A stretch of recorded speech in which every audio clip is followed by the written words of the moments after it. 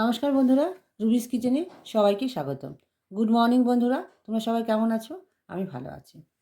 আজকে একটা নতুন জলখাবার নিয়ে চলে এসেছি সকালে।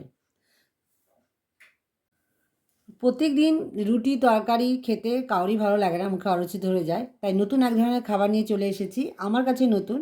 তো হচ্ছে পাউরুটি। পাউরুটি নিয়ে নিয়েছি, এর সাথে আমি বাটার লাগিয়ে নেব। আর নিয়ে নিয়েছি ডিম,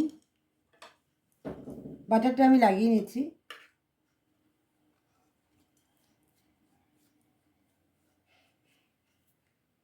দুটো ব্রেডের মধ্যে আমি বাটার লাগিয়ে নিলাম,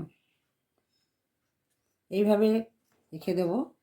আর নিয়ে নিয়েছি ডিম সিদ্ধ,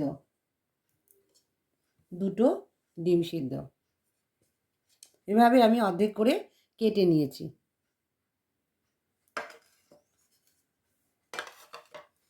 আর 1 গ্লাস জুস,